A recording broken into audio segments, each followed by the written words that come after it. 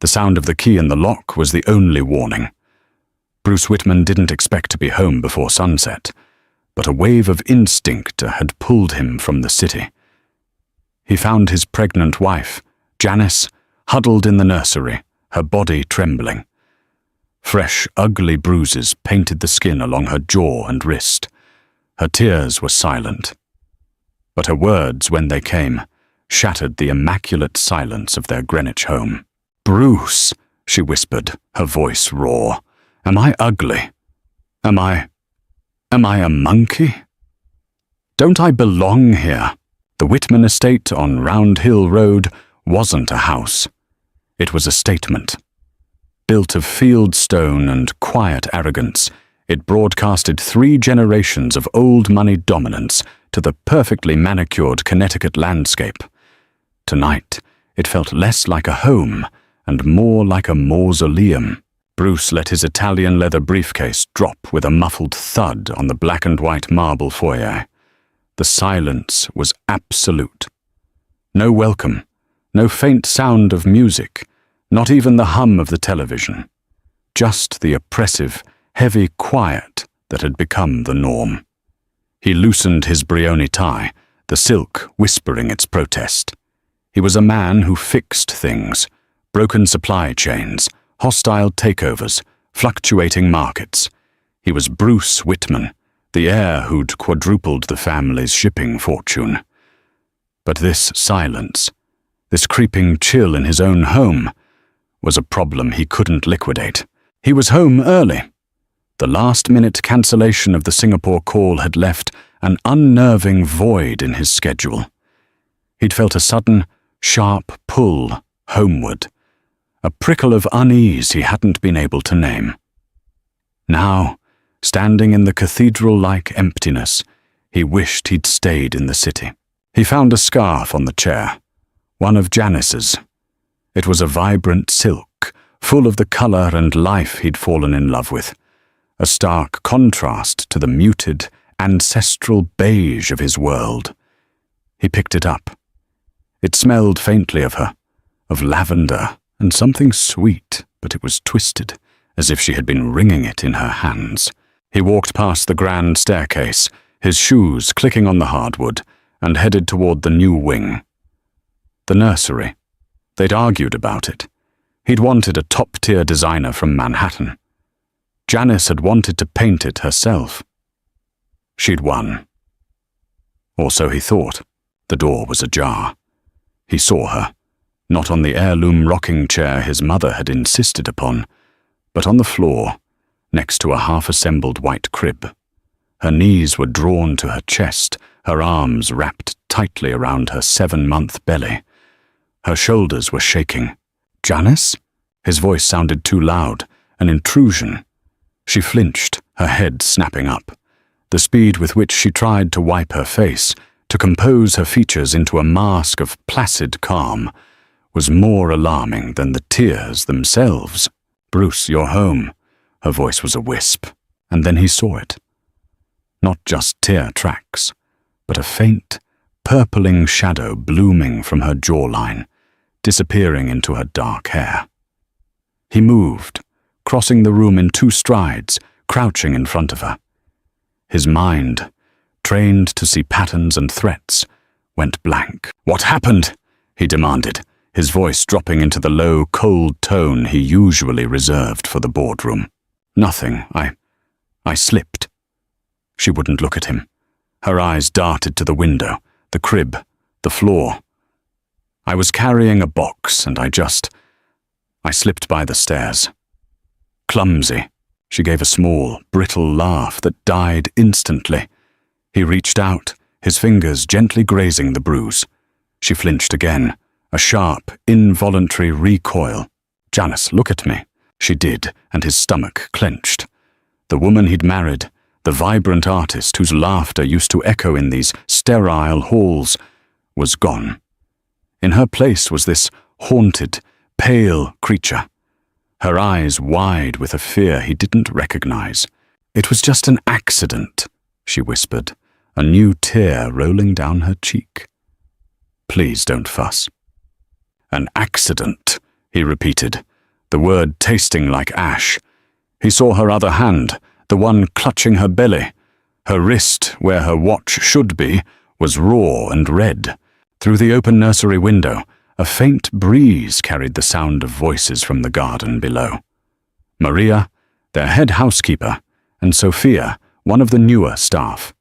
They were speaking in rapid Spanish, their voices low, convinced they were alone. Pobrecita. She doesn't smile anymore. Hush, the old one has ears everywhere. She was here again today. I saw. I wish El Señor would see too. He's always working. What can he do? It's his mother. Bruce went still. His mother. Margaret. The words hit him like a physical blow. He looked at Janice, her desperate, paper-thin lie. I slipped. He looked at the half-finished crib, the can of pale yellow paint she hadn't touched in weeks. He'd been so busy building an empire, he hadn't noticed the rot setting in at its very foundation. He stood up, the anger coming fast and hot, but it was hollow, undermined by a sudden, sickening wave of guilt. "I'll get you some ice," he said, his voice clipped. He walked out of the room, not looking back, his mind racing. He was Bruce Whitman. He was a fixer, and for the first time in his life, he had no idea where to even begin. In the corner of the hallway, a small black dome blinked its tiny red light, the security camera. He'd had them installed for burglars. It had never occurred to him that the threat might already be inside. The next morning, the pretense of normalcy was grotesque. The kitchen was filled with the thin, pale light of a New England dawn, making the gleaming sub-zero fridge and marble countertops feel less like a home and more like a high-end morgue. The kettle hissed. The toaster clicked. Janice moved like a fragile automaton, one hand splayed protectively across her belly, the other carefully buttering a piece of toast she would not eat. Bruce watched her. He saw the way she flinched when the butter knife grazed the tender skin of her bruised wrist, a tiny, bird-like movement. Barely perceptible. But he saw it. He snapped his laptop shut. The sound was a gunshot in the quiet room. "Did you sleep?" he asked. A nod, too quick. Her eyes were fixed on the granite island. "I'll cancel my meetings. You should rest." "No. Don't." Her head came up, a flicker of panic in her eyes. "You have to go. It's a normal day. Please, Bruce, I'm fine." Her answers were packaged, rehearsed. They felt like lines she'd practiced in front of a mirror, and the realization chilled him. She wasn't just lying about the bruises. She was actively managing him, trying to keep him at arm's length. From the garden, two groundskeepers walked past the open window, their voices carrying on the damp air. "She used to love those roses," one said, his voice a low rumble. "Used to be out here painting. Haven't seen her out here in, must be 3 months. Quiet's not always peaceful, man. Quiet's just quiet. He's always working." The housekeeper's words from last night echoed in his head. Bruce rinsed a coffee mug that was already clean, his knuckles white on the porcelain. He had been working. He'd been in Shanghai closing the port deal when Janice had called, crying after her first trimester screening. He'd told her he was busy and to have his assistant schedule a time. A memory, sharp and unwelcome, surfaced. 3 months ago, a gala at the Met. Janice, radiant in a blue dress, had been quiet on the ride home. "Bruce?" she had murmured, her head on his shoulder in the back of the Bentley. "Your mother she's a little intense, isn't she?" He'd been scrolling through market reports on his phone. "That's just Margaret, darling," he'd replied, not looking up. "She's old money. Her bark is worse than her bite. Don't take it personally," she said. She said my dress was vibrantly ethnic. She asked if my family summered, or if we just stayed hot. He had laughed. He'd actually laughed. "She's a dinosaur, Jan. Just smile and nod. She'll come around." But she hadn't come around, and Janice had stopped telling him. She'd stopped laughing. She'd stopped painting. And he, the great fixer, had been so busy conquering the world that he'd let his wife be colonized in her own home. The guilt was suffocating, a heavy, leaden weight in his chest. This wasn't just on his mother. This was on him. "I have calls to take," he said, his voice flat. Janice nodded, her shoulders slumping in relief. The nod felt like a wall. He walked to his study, a room panelled in dark mahogany, a shrine to Whitman men who had come before him. He let the heavy door click shut, the sound sealing him in. He stood facing his desk, hands braced on the cool leather blotter. The security monitor, a matte black square in the corner of his credenza, waited, patient, unblinking. He had installed the system himself, top of the line, encrypted. His mother had called it new money paranoia. He entered the 12-digit code, paused, exhaled, and pressed play. The day before, unfolded in a silent, tiled grid. Foyer, staircase, kitchen, nursery hall. At first, it was nothing but the mundane ballet of a wealthy home. Maria with a laundry basket, a delivery signed at the gate, sunlight crawling across the marble.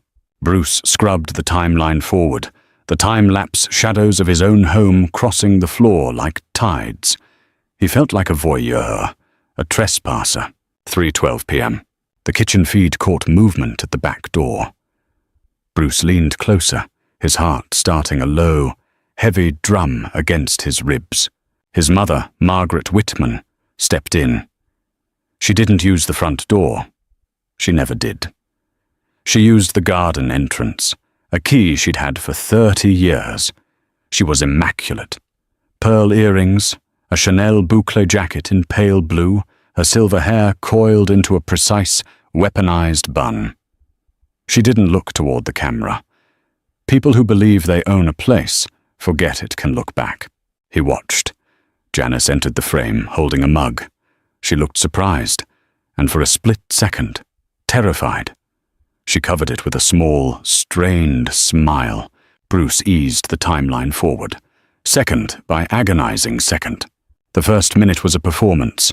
Cool smiles, words he couldn't hear. Janice offering the mug, Margaret refusing with a small, dismissive wave. The second minute, the chill set in. Margaret's posture changed, her chin angled down in that appraising, disdainful way he knew so well. Janice's shoulders inched up toward her ears. The third minute, the mask slipped. Bruce watched his mother close the space between them. Her finger, adorned with his grandmother's diamond, pointed like a blade. The audio was off. He'd disabled it on the indoor cameras for privacy, a decision he now fiercely regretted. But the shape of her mouth was clear. The venom was visible. "You don't belong here." Janice flinched, her hand pressing against her belly, steadying herself. She didn't answer. She just stood there, absorbing it. And then Margaret's hand darted out. It wasn't a slap. It was a shove, a hard, practiced, two-handed shove against Janice's upper arms. Janice, 7 months pregnant, stumbled back, her body hitting the edge of the marble counter with a force that made Bruce wince. Her face twisted in a mask of shock and pain. She caught herself on the counter's edge, her breath hitching. Bruce's jaw locked so hard his teeth ached. He hit rewind, played it again, slower. His stomach turned. His feet felt nailed to the floor. This wasn't a misunderstanding. This wasn't old money intensity. This was assault. He scrubbed forward. Another clip. Margaret, standing in the nursery doorway, arms folded. She was staring at the half-assembled crib as if it had personally offended her. Janice tried to edge past her. Margaret stepped, blocking the path. The confrontation was quick. Margaret's lips moved. Janice tried to answer, her expression pleading. Bruce zoomed in. Janice was crying now, trying to hide it. Then it came, the slap. It was so fast, so casual, it barely registered. A quick, flat, unceremonious strike across the face. Not a dramatic movie slap. A cold, correcting a dog slap. Janice's head snapped to the side. She steadied herself on the doorframe, one hand flying to her cheek. She blinked, fast, swallowing whatever sound tried to escape. She didn't fight back. She didn't yell. She just took it. Bruce sat back, the leather of his Eames chair groaning under his weight. He stared at the paused frame, his mother's hand in midair, Janice half-braced. A cold, prickling sweat climbed his neck. This was what his wife had been enduring. This was the accident. I wish he'd notice, Maria had said. He hadn't noticed. He'd been blind, deaf, and stupid. Outside the study, he heard footsteps in the hall. Maria and Sophia. Their voices a ribbon of worry as they passed his door. She's covering her cheek again. I know. The mark is worse today. Maybe today he will see. He muted the monitor, the silence of the room rushing in. He pressed his thumb and forefinger to the bridge of his nose, breathing slow, trying to push down the blind, primal rage that was clawing its way up his throat, yelling, confronting, smashing things. That was what she expected. That was her territory. Margaret Whitman didn't just win arguments, she staged them. If he confronted her with this anger, she would turn the room into a theater. Tears, outrage, denial. She would twist it, make him the villain, make Janice the unstable, lying interloper. He looked at the screen. The pattern was clear. Another visit, another escalation. This wasn't going to stop. It was going to get worse. The rage didn't fade, but it cooled. It settled, hardening into something heavy and precise. He would not let this be rumor or family drama. He would not let this be a he said, she said. He opened the system settings. He found the microphone icon for the kitchen camera. He clicked Enable Audio. The decision was already a structure. He would make space for the truth to reveal itself, without him there to distort the field. He would create a frame no one could wriggle out of. Clean angles, steady light, and this time, sound. He would let his mother build her own gallows. The plan formed not with the adrenaline of a fight, but with the cold patience of a siege. Bruce spent the next hour not in a rage, but in a state of chilling focus. The same focus he used to dismantle a competitor. He was no longer just a husband. He was an architect. First, he scrubbed through the last 3 months of footage. The task was agonizing. He saw the progression, the slow, insidious erosion of his wife. It started with dismissive gestures, Margaret moving a glass Janice had set down, rearranging flowers Janice had arranged, her lips moving in constant, silent correction. Then 2 months ago came the first physical contact. Margaret grabbing Janice's arm in the hallway, pulling her to a stop, Janice yanking free. Bruce's heart hammered. Janice had fought back at first, but the visits became more frequent, the aggression more pronounced. He saw his mother block Janice in the kitchen, saw her throw a magazine Janice was reading into the trash, saw her get in Janice's face, lip curling, finger jabbing. He realized with a dawning horror that his mother's visits coincided perfectly with his travel schedule. She was checking his calendar. She was waiting until he was gone. This was calculated, and Janice, he saw, had learned. She'd learned that fighting back only made it worse. She'd learned to de-escalate, to retreat, to make herself small. She'd built a prison of passivity to protect herself and her child, and he had handed his mother the keys. He looked at the footage from yesterday again. The slap, the shove, it was brutal. He rose from the desk and walked to the credenza. He adjusted a slightly crooked photo. His parents, 20 years ago, at a ribbon cutting for the new hospital wing, bearing their name. Margaret, all polish and philanthropic grace. He caught his own reflection, overlapping hers in the glass. The same jawline, the same eyes. His throat tightened. He set his palm flat against the cool wood, grounding himself. No rushing, no yelling. If he went downstairs now and held Janice, if he told her what he knew, she might be too terrified to go along with a plan. She might beg him to just let it go, to not provoke the matriarch. Or worse, Margaret would see the shift in their dynamic and retreat, disappearing underground, only to resurface later, more poisonous than before. No, he had to end this, not just stop it. End it. He needed a stage, he needed a witness, and he needed irrefutable, undeniable proof. He checked his phone.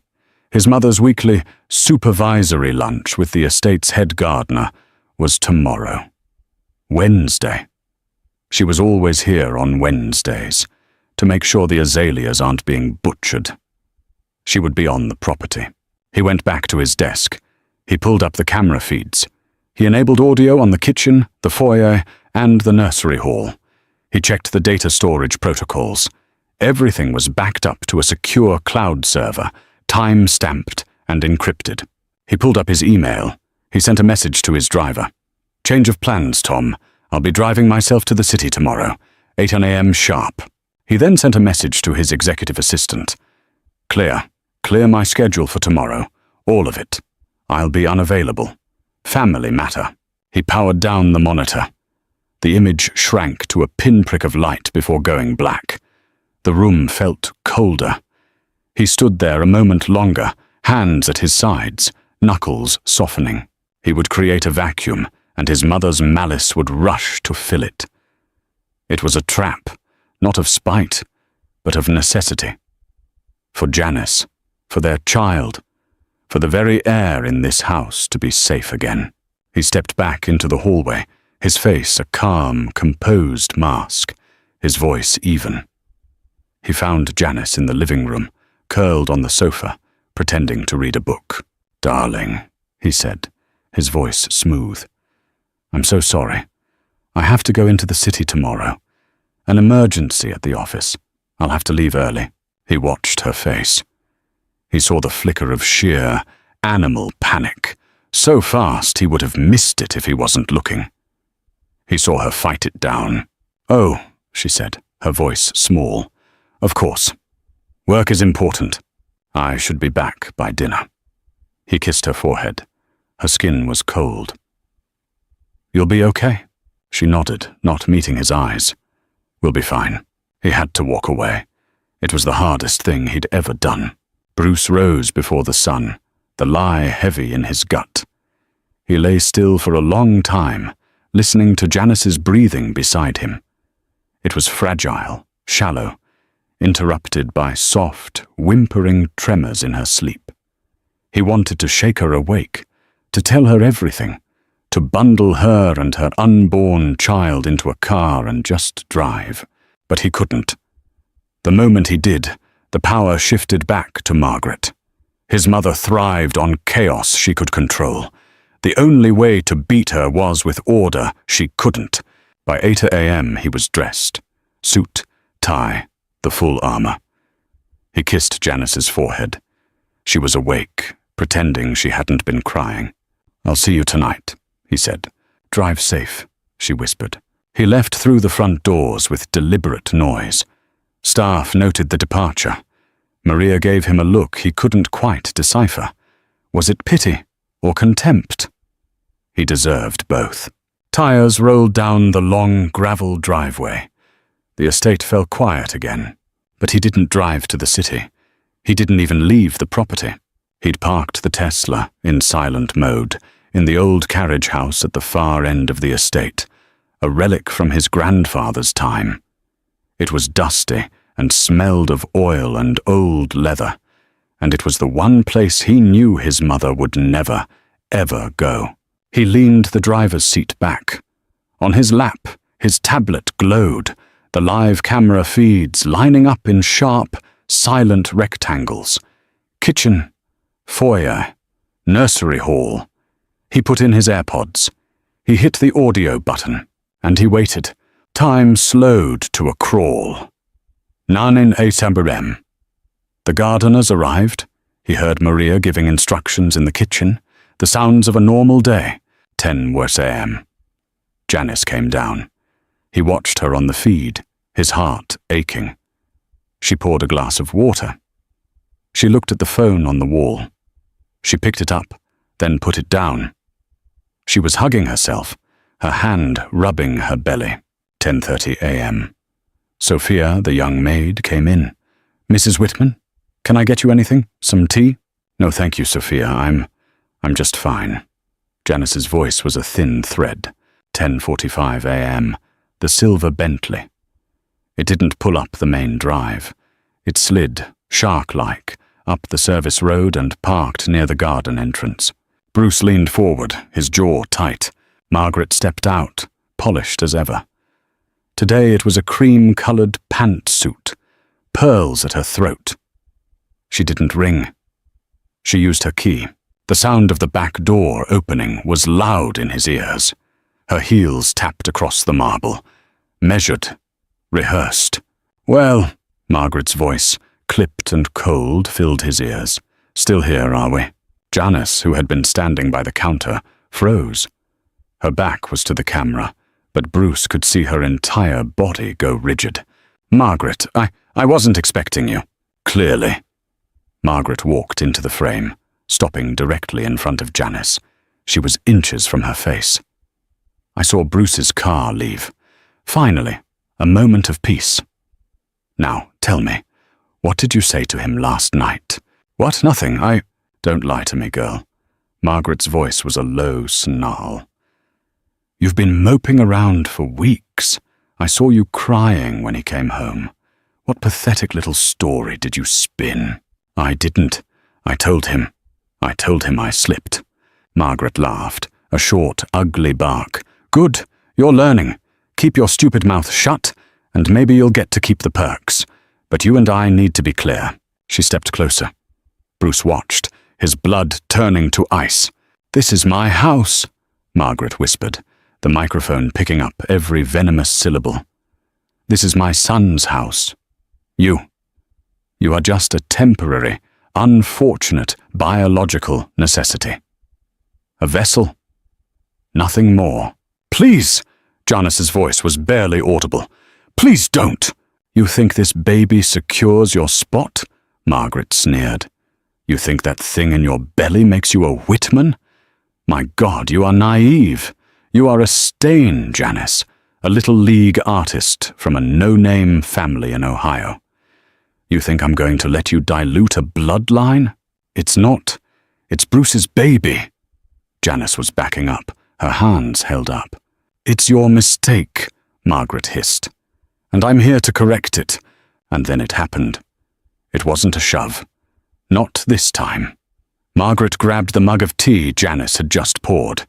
With a flick of her wrist, she dashed the hot liquid onto the floor, the porcelain shattering in white shards. "Clean it up," she commanded. Janice flinched, staring at the mess. "Margaret, please!" "On your knees, clean it up, Janice." Tears streaming down her face, slowly, began to lower herself, her hand shaking as she reached for a piece of broken porcelain. That was it. Bruce's hand was on the door of the carriage house. He was ready to move, but he stopped. Janice had stopped too. She was still crouched, but she wasn't picking up the pieces. She was trembling, and then, very slowly, she looked up. "No," she whispered. Margaret's face, perfectly framed by the camera, went from smug contempt to livid disbelief. "What did you say?" I said. "No." Janice used the counter to pull herself back up, her hand on her belly. Her voice was shaking, but it was there. "I won't. I'm not. I'm not your servant. And this is my home, too. It was the bravest thing Bruce had ever seen. It was also the last match on the gasoline. Margaret's face twisted into a mask of pure, unfiltered rage. You thing!" she shrieked. "You dare?" Her eyes darted around the kitchen. They landed on the knife block. Bruce's breath caught. "No, no, no!"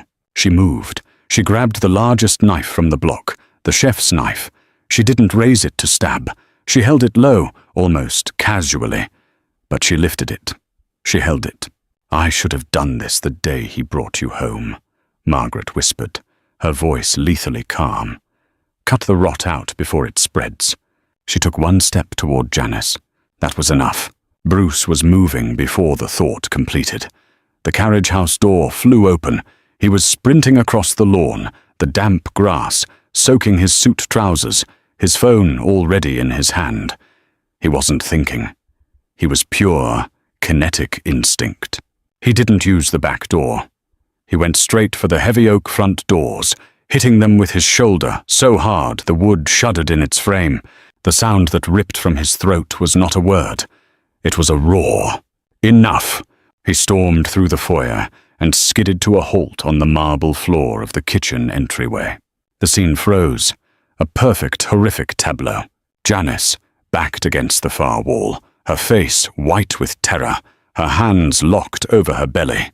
Margaret, center stage, her arm still half raised, the gleaming chef's knife in her hand.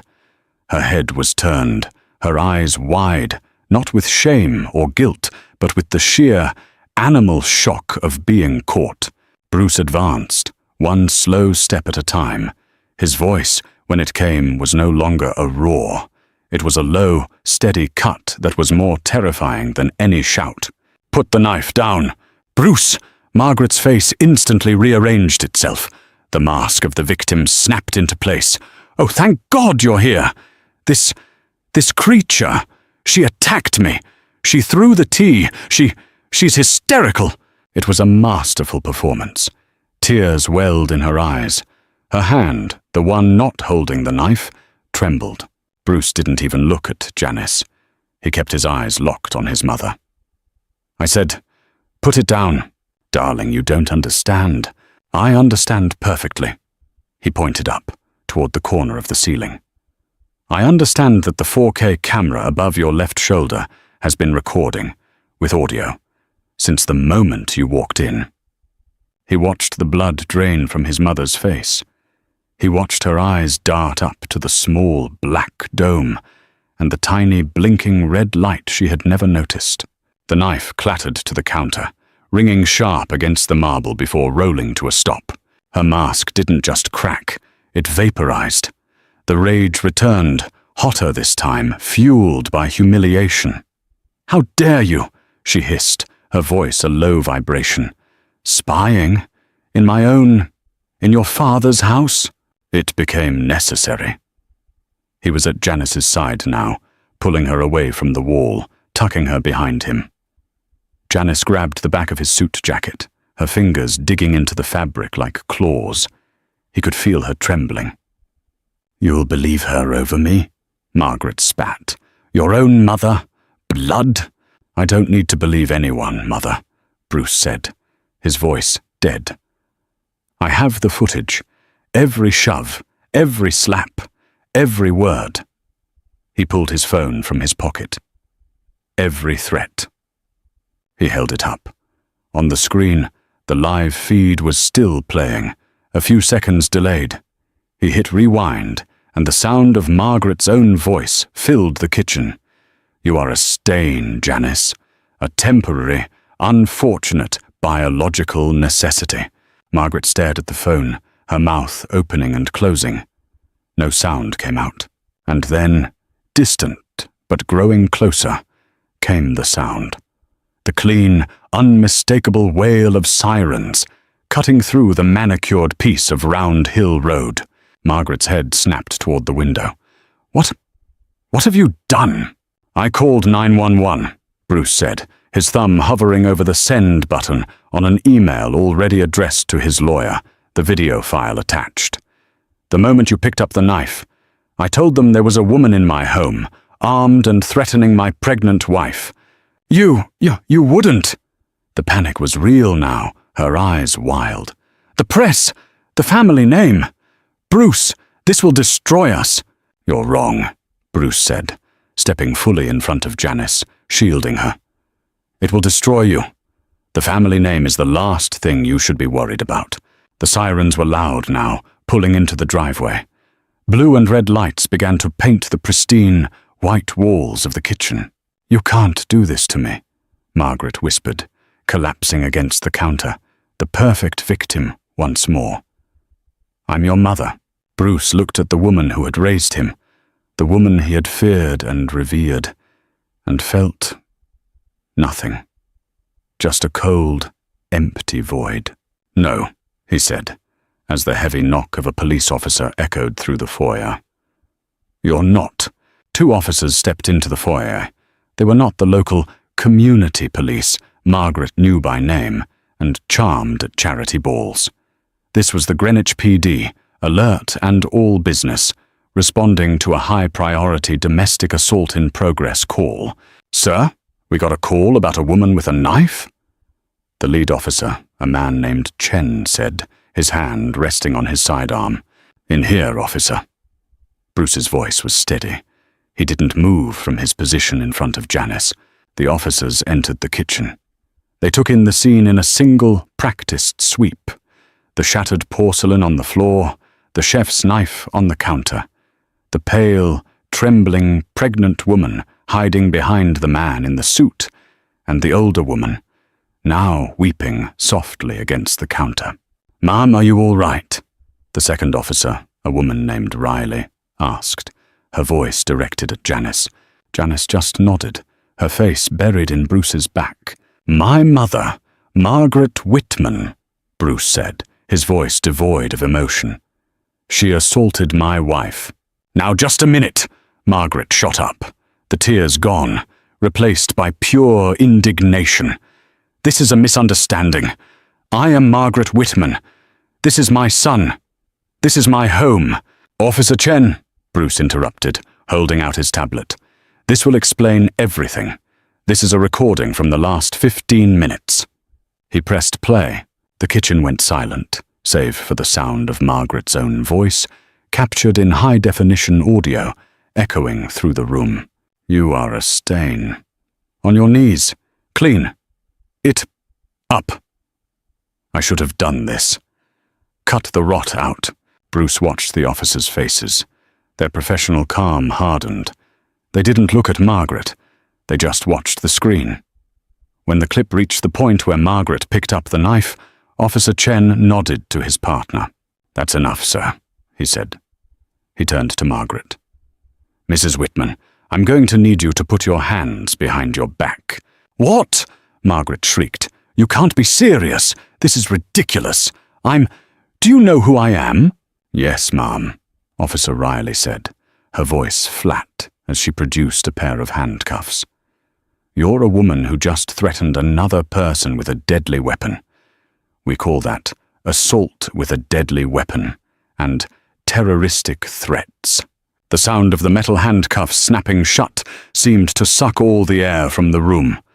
It was a sharp, definitive click-click. Margaret's composure completely fractured. This was real.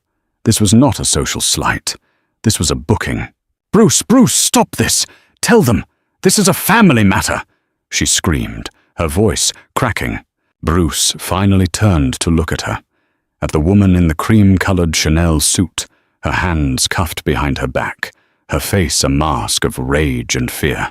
He knelt in front of Janice, who was now sitting on the floor, her back against the cabinet. He took her face in his hands. "Are you okay?" he whispered, his eyes searching hers. "The baby?" "We're okay," she whispered back, her hands coming up to cover his. You came home." "I'm sorry," he whispered, his own voice breaking.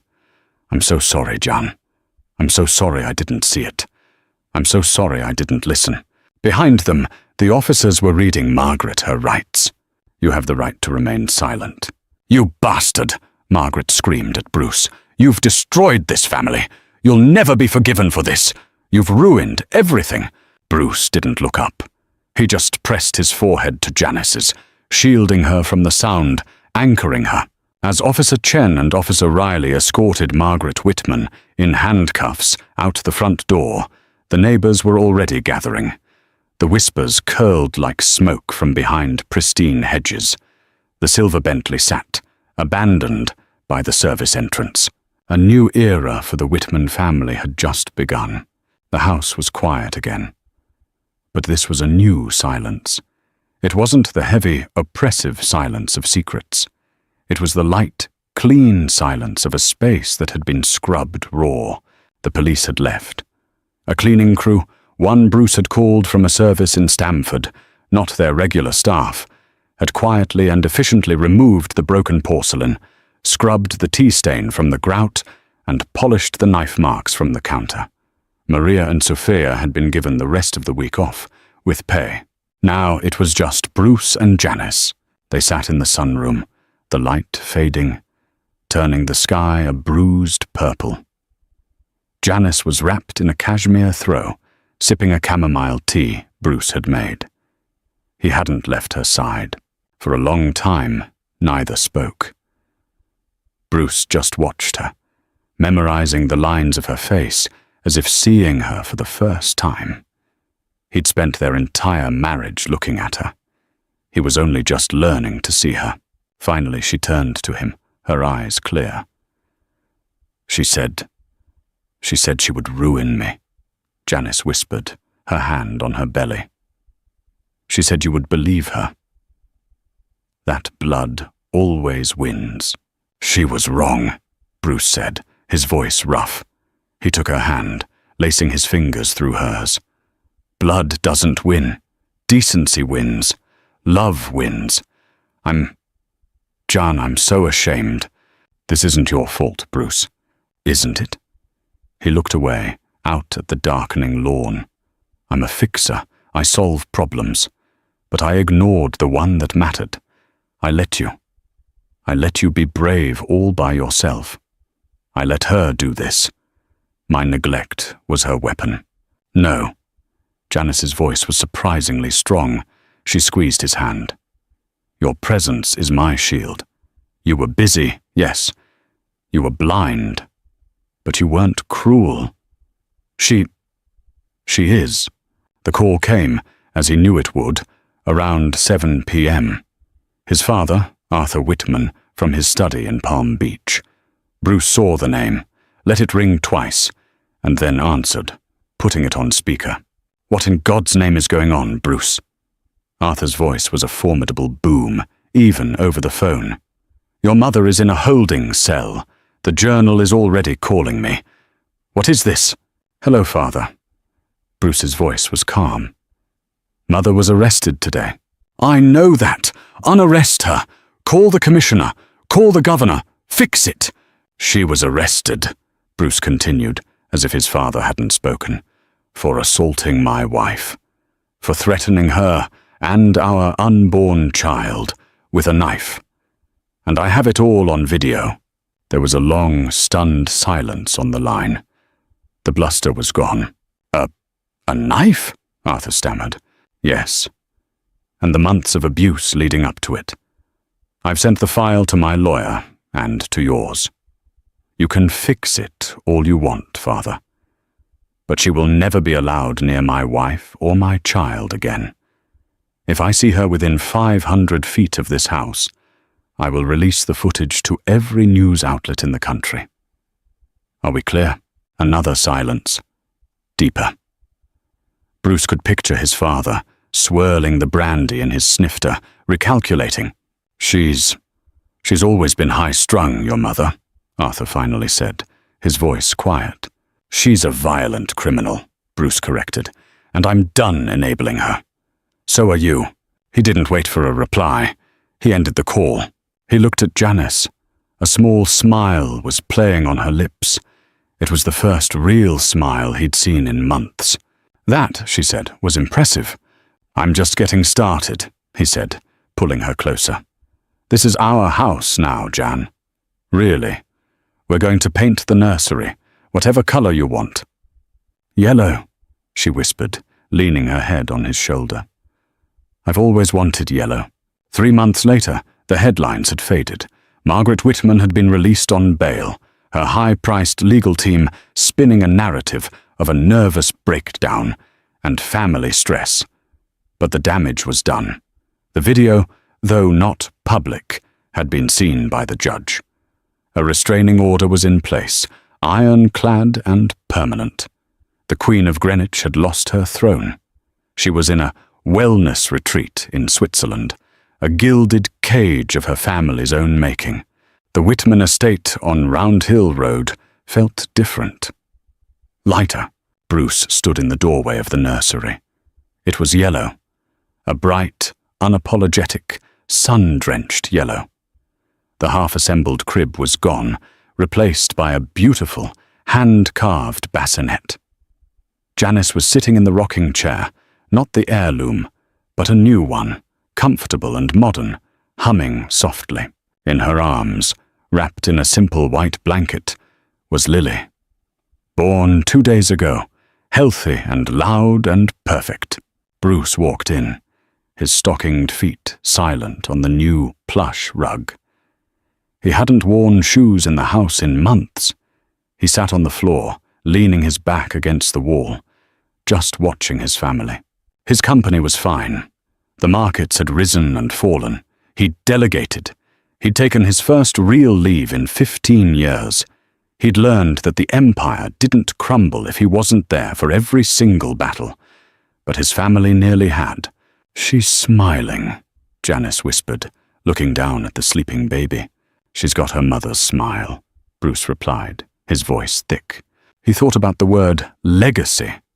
For his entire life, it had meant buildings with his name on them, stock portfolios, bloodlines. It had been a weight, a burden, a crown. He looked at his mother, a woman so obsessed with the purity of her legacy that she'd been willing to destroy a life to protect it. Now he saw legacy differently. It wasn't in the marble foyer downstairs or the name on the hospital wing. It was right here, in this yellow room. It was the curve of his wife's smile, now easy and real. It was the warmth of his daughter in her arms. It was the peace that came not from power, but from protection. Wealth wasn't numbers on a screen. It was this quiet, unbroken, hard-won moment. Janice looked up, her eyes meeting his. She didn't have to say anything. He saw it all there, the forgiveness, the shared strength, the promise of a new beginning. For Bruce Whitman, the greatest battle of his life hadn't been fought in a boardroom. It had been fought in his own home. And for the first time, against his own blood, he had truly, finally won. That's the powerful reminder this story leaves us with. Sometimes the greatest threat isn't from the outside world, but from the very people who share our name.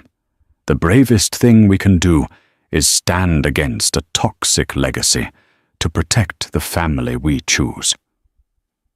Bruce's choice to stand by love over blood, and Janice's resilience in the face of terror, is a testament to the fact that true strength isn't about what you inherit, but what you have the courage to build. If you were moved by their journey to find justice and peace, please hit that like button and share this story with someone who needs to be reminded of their own strength. And don't forget to subscribe for more powerful stories of resilience and redemption. We'd love to hear your thoughts in the comments below.